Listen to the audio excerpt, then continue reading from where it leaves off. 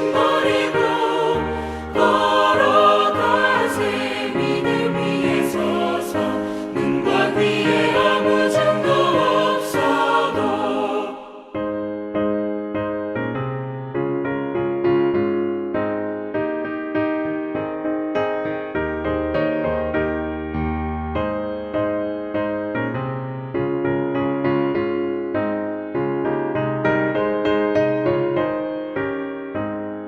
주님의 거룩함을 두고 맹세하.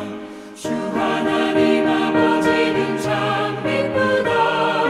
그 귀한 모든 약속 믿는 자에게 능치 못할 무슨 일이 있을까. 걸어가세. 믿음 위에 서서 나가세 나가세. 의심 버리고 걸어가세. 믿음 위에 서서 눈과 귀에 아무 증거 없어도. 함께 기도하시겠습니다. 하나님 감사합니다. 오늘도 하나님 말씀으로 또 하루를 시작합니다. 날마다 하나님 말씀 통하여 또 우리 삶을 향한 또 하나님의 귀한 뜻 깨닫게 하시고 주님과 겸손하게 동행하며 살게 하여 주시옵소서. 감사드리며 예수님의 이름으로 기도드립니다. 아멘. 오늘 함께 나눌 하나님의 말씀은 욥기 7장 11절에서 21절입니다.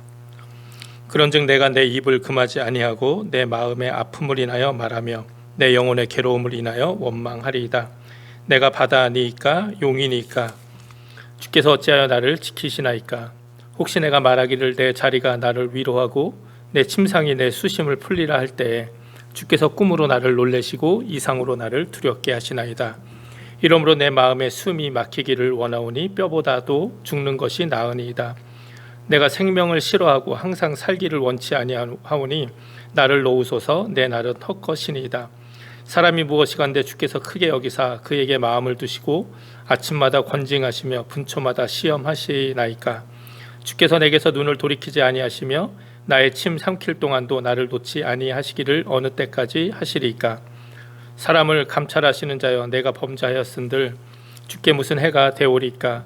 어찌하여 나로 관역을 삼으셔서 스스로 무거운 짐이 되게 하셨나이까. 주께서 어찌하여 내 허물을 사하여 주지 아니하시며 내 죄악을 제하여 버리지 아니하시나이까. 내가 이제 흙에 누우리니 주께서 나를 부지런히 찾으실지라도 내가 잊지 아니하리이다. 아멘. 오늘도 하나님 말씀을 하루 시작한 여러분들에게 하나님의 귀한 은혜가 함께 하시기를 바랍니다. 오늘 본문인 욥기 7장은 이제 욥이 계속해서 이야기하는 말씀이 기록되어 있습니다. 특별히 오늘 본문에서 우리는 흔들리는 욥의 믿음을 발견하게 됩니다. 이해할 수 없는 고난이 계속되고 믿었던 친구들마저 자신을 오해하고 비난하는 상황 속에서 그만 욥의 믿음이 흔들리고 말았습니다. 11절에서 욥은 이제는 분하고 괴로워서 더 이상 입을 다물고만은 있을 수 없다고 자신의 말을 시작을 합니다. 아마도 이 원망은 하나님을 향한 원망이라기보다는 지금 자신을 오해하고 비난하는, 이해하지 못하는 친구들을 향한 원망에 더 가까울 것입니다. 그럼에도 이제 이런 분한 마음, 억울한 마음을 가지고 이제 욥은 하나님께 나가게 되는 것이죠. 그런데 이런 욥의 모습 속에서 또 욥이 하나님께 하는 이 말들 속에서 우리는 중요한 한 가지 사실을 발견하게 됩니다. 아무리 믿음이 좋은 사람이라 할지라도 그 믿음이 흔들리게 될 때 하나님을 종종 오해하게 된다는 거예요. 사실 오늘 욥이 하나님을 향해서 하는 모든 말들은 다 하나님을 향한 오해로 가득 차 있는 것을 보게 됩니다. 먼저 12절에 욥은 하나님께 내가 바다니이까 용이니까 어찌하여 나를 지키시나이까 이렇게 묻죠.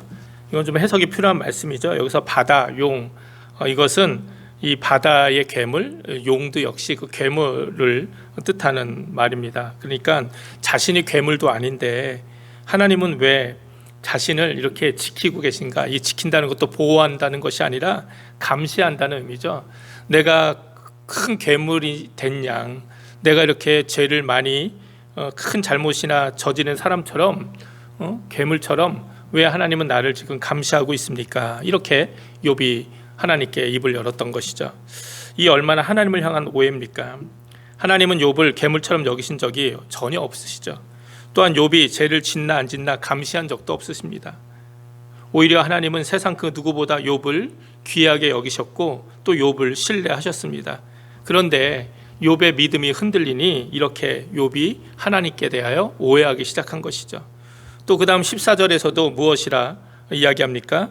욥은 자신이 잠을 잠시라도 청해서 고통을 좀 잊으려고 쉬려고 하면 하나님께서는 악몽으로 자신을 놀라게 하시고 또 무서운 환상으로 자신을 두렵게 하신다고 이야기합니다. 아마 정신적으로 육체적으로 많이 지쳐있던 욥은 아마 편한 잠을 잘 수가 없었던 것 같습니다. 잘 때마다 아마 악몽에 시달리거나 불면증에 시달렸겠죠. 그런데 이러한 일들을 하나님께서 왜 나에게 주고 계시느냐 이렇게 욥이 이야기하고 있는 것이죠. 이것도 역시 욥의 오해이죠.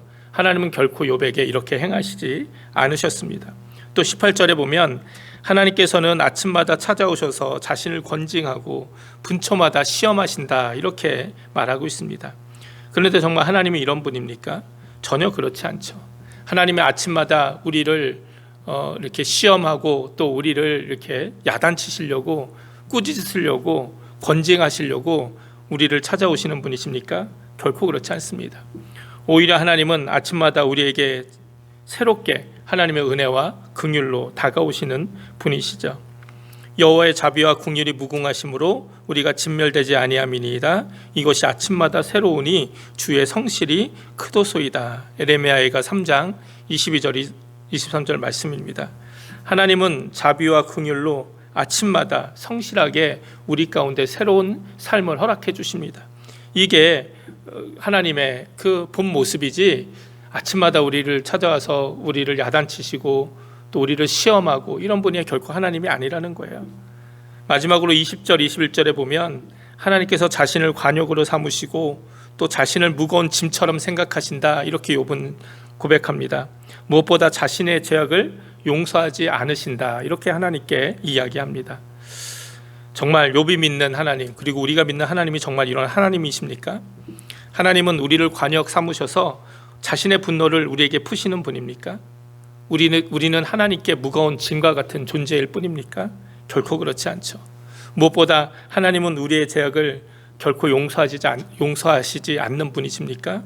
결코 아닙니다. 우리가 너무나도 잘 알고 있죠.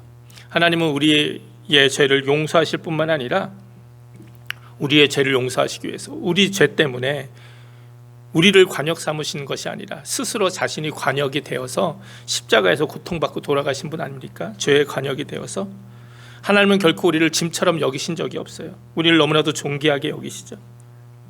예수님은 우리에게 수고하고 짐진 모든 무거운 자들아 다 내게로 와라 내가 너희를 쉬게 하리라.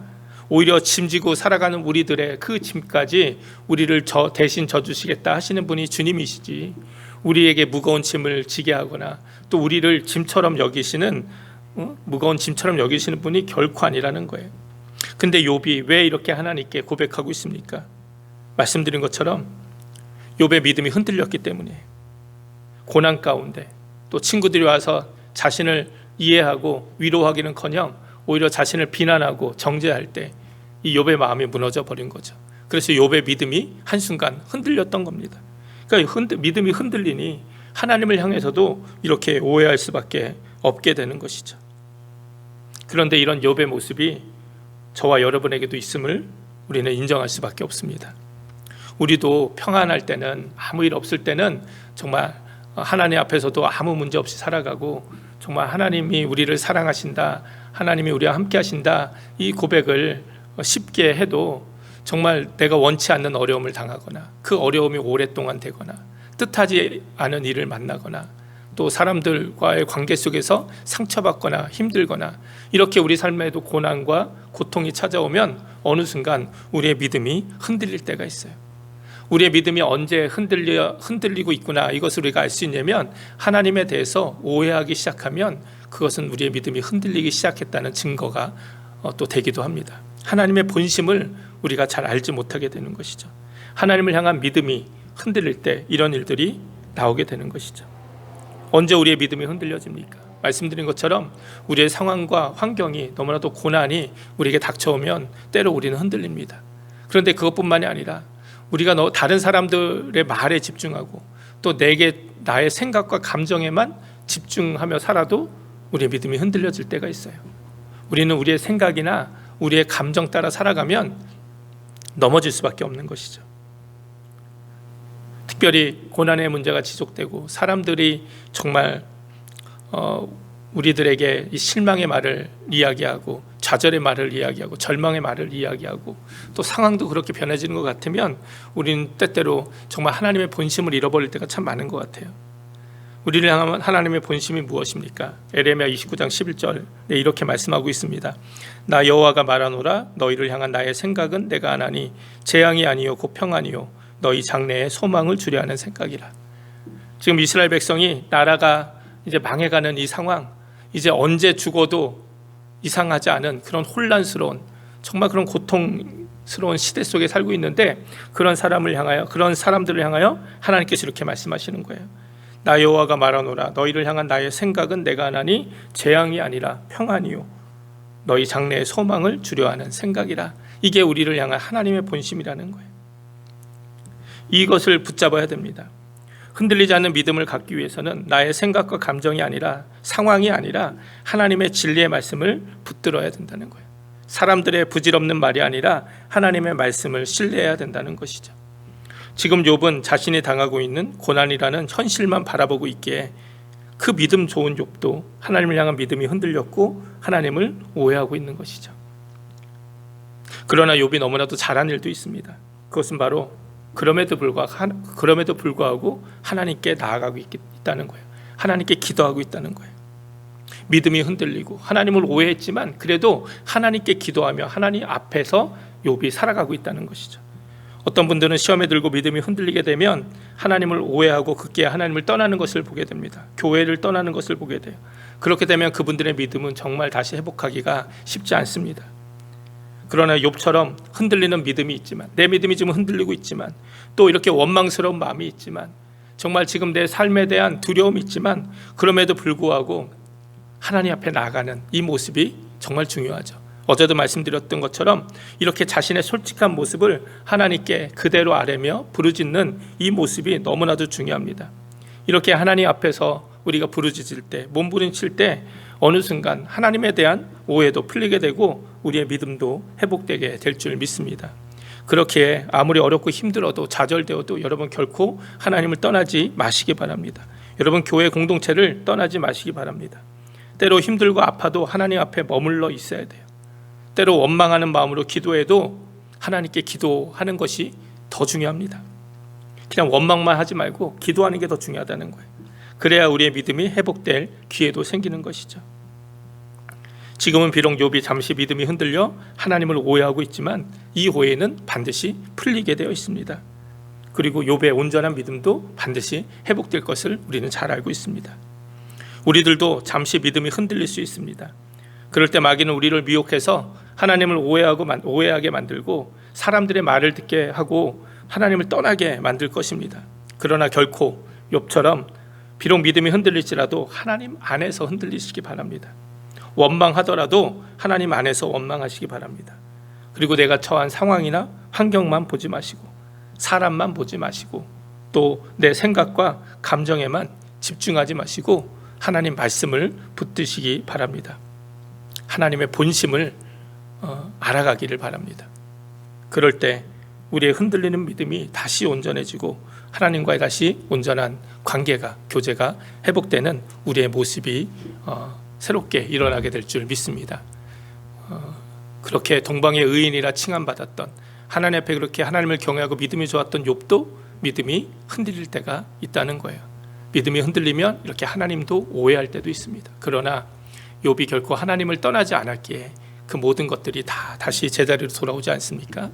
욥도 그런 삶을 살아가는데 하물며 우리야, 연약한 우리야 얼마나 많이 또 이런 믿음이 흔들릴 때가 많겠습니까? 그때마다 이 욥을 생각하며 하나님 오해하는 것으로 끝나는 것이 아니라 다시 정말 하나님의 그 본심, 하나님의 그 원래의 그 사랑과 은혜가 회복되어져서 새롭게 되어지는 귀한 은혜가 있게 해달라고 또 기도하는 우리 모두가 되기를 주님의 이름으로 축원을 드립니다. 함께 기도하시겠습니다. 하나님 감사합니다. 믿음이 흔들린 욥이 이렇게 하나님을 오해한 때도 있었습니다. 우리들도 그러한 때들이 많았습니다. 그때마다 하나님께서 우리와 함께 하시고 회복시켜 주시니 감사를 드립니다. 결코 하나님 떠나지 말고 하나님 안에서 이러한 믿음의 문제들, 또 우리의 삶의 문제들 잘 해결해 나가는 우리 모두 되게 하여 주시옵소서. 감사드리며 예수님의 이름으로 기도드립니다. 아멘. 주기도문 하시겠습니다. 하늘에 계신 우리 아버지여, 이름이 거룩히 여김을 받으시오며 나라의 임하옵시며 뜻이 하늘에서 이룬 것 같이 땅에서도 이루어지이다. 오늘날 우리에게 일용할 양식을 주옵시고 우리가 우리에게 죄인 자를 사하여 준 것 같이 우리 죄를 사하여 주옵시고 우리를 시험에 들지 말게 하옵시며 다만 악에서 구하옵소서. 대개 나라와 권세와 영광이 아버지께 영원히 있사옵나이다. 아멘. 오늘도 말씀 기억하시면서 기도해 주시고 우리 교회 중보기도 필요하신 분들이 많습니다. 여러분 계속해서 기도해 주시고 우리 전명란 권사님 남편분은 수술은 어제 잘 되었고 또 지금 검사와 회복 단계에 있다고 합니다. 빨리 원인을 찾아서 잘 치료의 방법을 잘 할 수 있도록 여러분 기도해 주시고 또 오늘 문명은 장로님 오늘 또 조직 검사 받으시는 날입니다. 잘 검사가 이루어져서 또 우리 장로님도 정말 하나님의 놀라운 그 치유의 회복의 은혜들이 있게 해달라고 여러분 기도해 주시기 바랍니다. 계속해서 코로나 문제 그리고 여러분 개인의 신앙과 교회 부흥 개인과 가정의 기도 제목 가지시고 오늘도 기도로 승리하는 귀한 날 되시기 바랍니다. 함께 기도하시겠습니다.